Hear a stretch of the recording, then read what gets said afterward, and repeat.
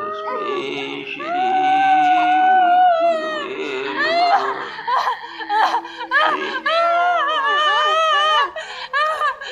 बस बस बस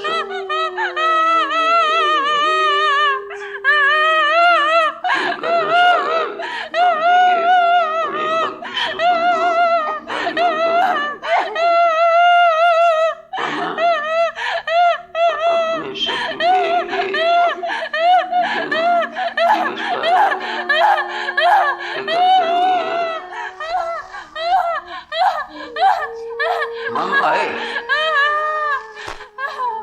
लेकिन वो भी आए। हम आए लेकिन वो भी आए। वो सर्वव्यापक हैं। गुरु भगवान होते हैं और भगवान सर्वत्र होते हैं और प्रकट भी हो जाते हैं। इसीलिए तो हम उनकी याद करते हैं, उनकी पूजा करते हैं। वो केवल मूर्ति पे नहीं होते, वो तो हमारे सामने के चिन्ह होता है। वो ईश्वर रूप में हमारे साथ होते हैं, उनको याद करते हैं तो वो हमारी याद को स्वीकार भी करते हैं। हम कष्ट में हों तो वो हमारे कष्टों को दूर भी करते हैं। हम अज्ञानी हैं और ज्ञान भी देते हैं। सतगुरुदेव के जन्म मनाने का ये भाव होता है। हम उनको अपने साथ देखें और उनको याद करें और उनकी शिक्षाओं पर चलें, उनके लिए कुछ काम करें, उनकी सेवा करें। हमने तो आश्रम में ये देखा है कि जो प्रभु जी संदेश छोड़ गए और संदेश जो दे रहे हैं उसका अनुसरण सच्चे भगत जो है वो करते थे। प्रभु जी भगवान प्रकट होते हैं युग युग के अंदर। और किस लिए आते हैं? जिस चीज की पूर्ति होती है उसकी अभाव की पूर्ति करने आते हैं।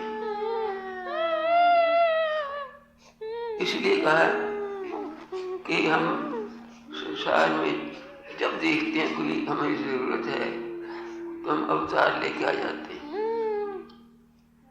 इस समय जो दृश्य हम संसार के अंदर देख रहे हैं, अपने समाज में देख रहे हैं, तो उस समय जिस चीज की जरूरत है वो लेके आए ताकि अभाव की पूर्ति हो। अभाव किस चीज का है? आज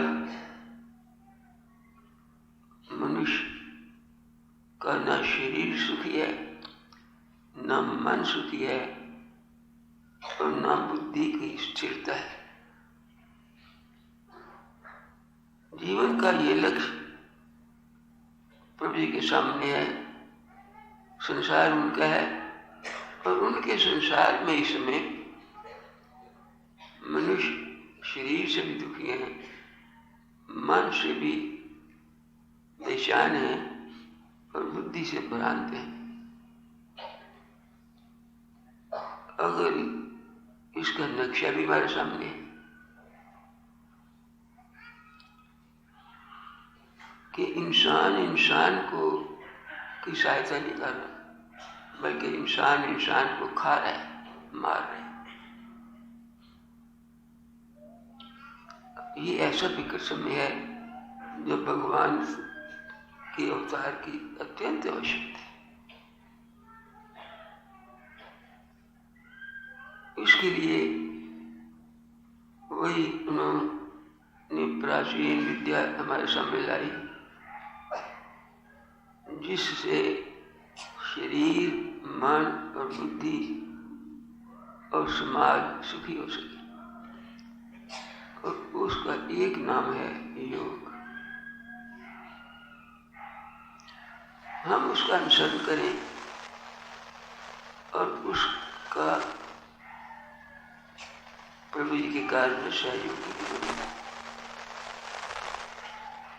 जब भगवान आते हैं तो उनके से जो पहचान जाते हैं उनका सहयोग भी देते हैं। राम आए तो मर्यादा पुरुषोत्तम थे, संसार की मर्यादा कर रहे थे। उन वानर जाति को और दूसरी जातियों को क्या पता था कहाँ कौन है ये, लेकिन पहचान गए और सहयोग दिया। जो सहयोग देते हैं फिर उनके साथ उनका नाम भी रहता है। कौन जानता था कि कोई एक बंदर हनुमान भी है, लेकिन भगवान को सहयोग दिया उन्होंने, महाराज को, राम भगवान को, और आज उसकी पूजा होती है। पर तो कौन पहचानते हैं लोहे को और चुंबक का आपस में संबंध होता है, हर एक नहीं पहचानता, कोई को पहचानते हैं। इसमें आप हैरान होंगे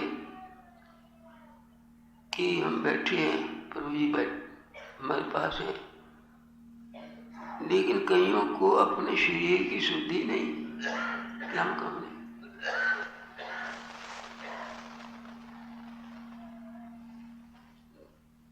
साधारण अवस्था में ऐसी अवस्था नहीं हो सकती। जब भगवान आते हैं और उनकी वो शक्ति का आभास होता है तो वो अपना स्वरूप भूल जाते हैं। देखने वालों को एक तमाशा लगता है, लेकिन जिनको उनकी चुंबकीय शक्ति, आध्यात्मिक शक्ति उनके ऊपर असर कर रही है और उनको अपना पता है क्या हो रही, बहुत सुखी हैं दिन पर हो रही, चाहे उनको शरीर की शुद्ध है या कईयों को नहीं है, लेकिन वो आए हैं, हमारे साथ हैं, हम शांति और अनुभूति कर रहे हैं। ये प्रभु जी का अपने सतगुरु, पूर्ण योगी सतगुरु का जो जन्म उत्सव मनाते हैं वो कोई साधारण बात नहीं होती। हम उनके साक्षात करने आते हैं, इसलिए शांति मिलती है। वर्षा होगी तो जल आएगा, धूप चढ़ेगी तो गर्मी आएगी, पर वो आएंगे तो मानसिक शांति मिलेगी, दुखी जनता भी सुखी हो जाती है।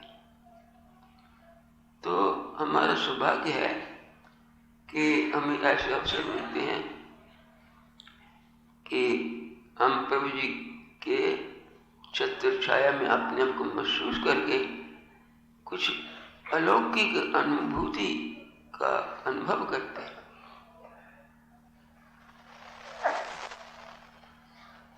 ये रोजमर्रा की बात है।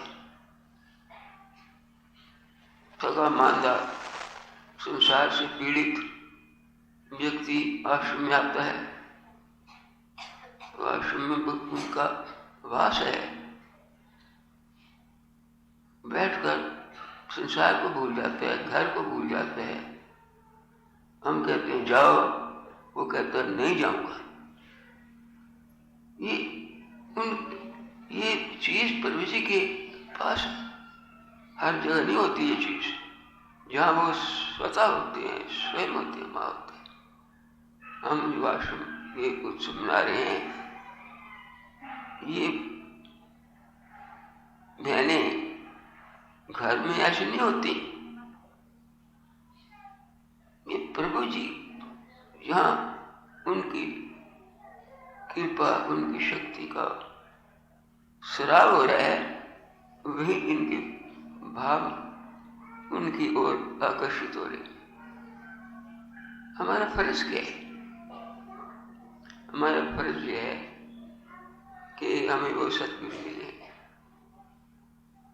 3-4 काम करने होते हैं।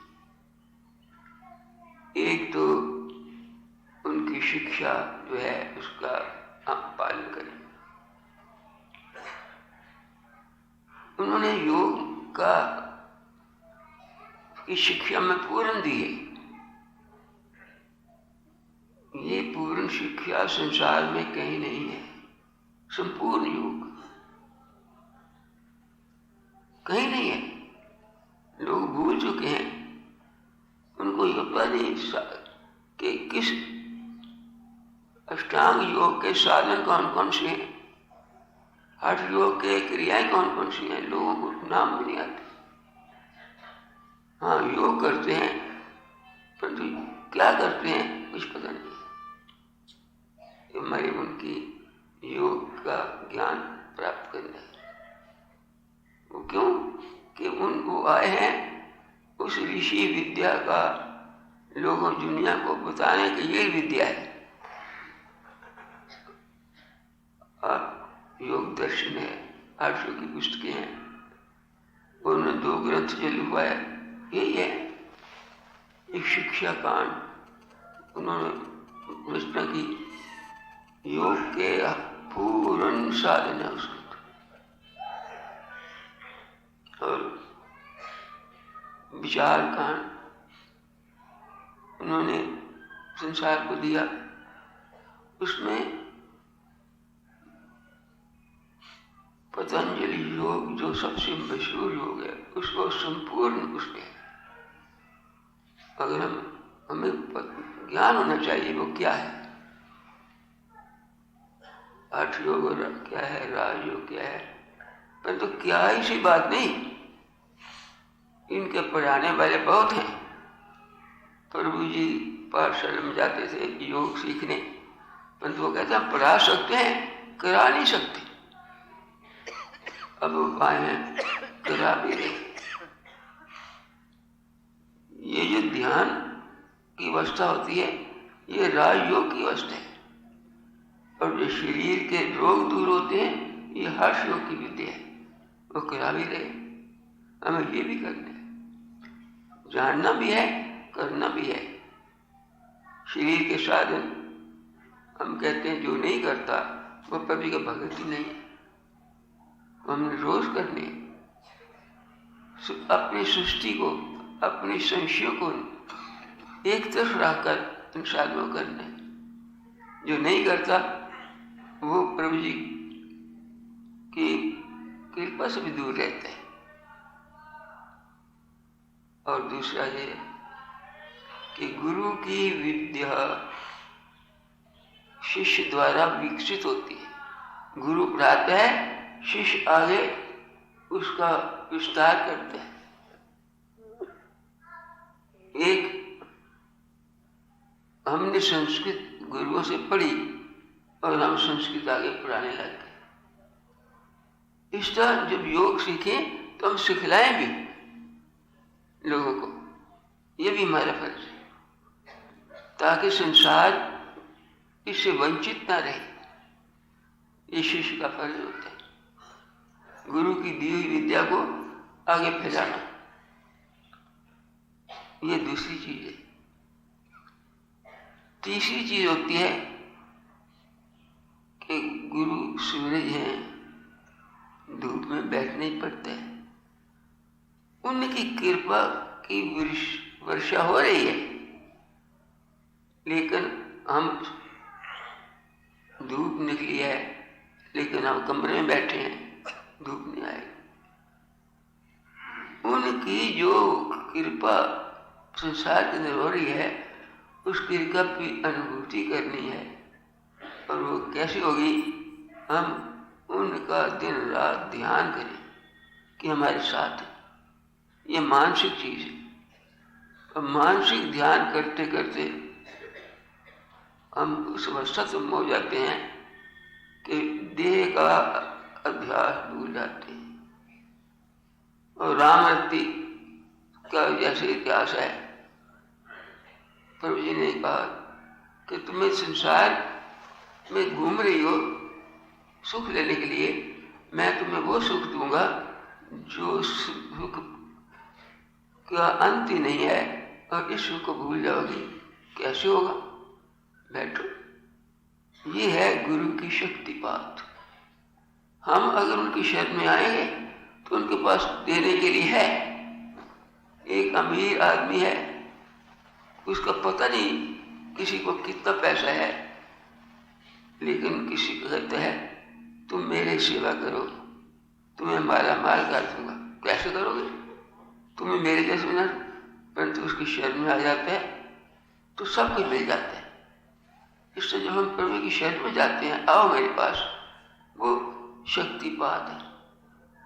धनवान के पास धन होता है और योगी के पास शक्ति होती है। शक्तिपात दिया उसका देगा। अब जो प्रभु का ध्यान करते हैं, प्रभु को मानते हैं, वो शक्तिपात ऐसा होता है कि जैसे किसी को बेहोशी का टीका लगा दिया जाए, नींद की गोली दे दी जाए, वो हो जाता है, भूल जाता है। ये वो आध्यात्मिक शक्तिपात है। तो किनको मिलता है? जो श्रद्धा पूर्वक उनकी शरण में आते हैं। सर्वधर्मान परित्यज्य माम एकम शरणम व्रज। हमारी तो वृत्तियां बिखरी हुई हैं और इधर भी जाते हैं उधर भी जाते हैं, लेकिन सारी गीता सुनाने के बाद भगवान ने अर्जुन कहा कि देखो तुम मेरा कहना माना। बड़ी मुश्किल माना तो कहा अच्छा मैं लड़ पड़ूंगा। तुम शरण में आ गए तो शरण में आकर अपना स्वरूप दिखला दिया और कहा तुम्हें कोई खतरा नहीं है। संसार में रहते हुए तुम जो भी करोगे उसका पुण्य पाप मुझे लगेगा। हम तो असर पाप मोक्षम, पाप लगेगा मुझे लगेगा, तुम्हें नहीं लगेगा। हम प्रभु की इतनी शरण में आए कि उनकी आज्ञा का पालन करते रहें, जीवन व्यतीत करते रहें। वो जो भी कहेंगे, अगर हमारे पैरों के नीचे कोई कीड़ा आके मर जाता है तो उसका दोष मुझे नहीं लगेगा। वो जानते हैं क्या हो रहा है। जीवन उनके समर्पित हो जाए। अर्जुन का लड़ पड़ो, तुम्हें पाप नहीं लगेगा। और एक श्लोक के, एक शब्दों के अंदर ही सबको उनका कृपा आ गई। क्या कृपा? हम तो सर्व पापी मोक्षम। प्रभु की शरण में जाए और फिर मुक्ति है। मोक्ष मूलम गुरु कृपा। किसी प्रकार से मुक्ति नहीं मिल सकती, बस प्रभु की कृपा हो जाए तो हम मुक्त हो जाएंगे। नहीं तो इसलिए कहा कि ये योग जो है, मेरे से जुड़ना जो है, ये मुक्ति का साधन है।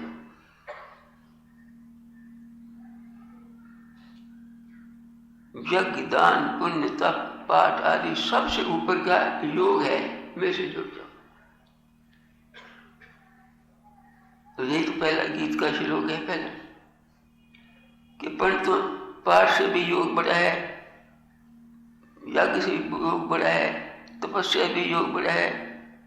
तस्मात् योगी भव अर्जुन, है योग, तुम मेरे से जुड़ जाओ, योग करो, तुम्हें सब कुछ मिल गया।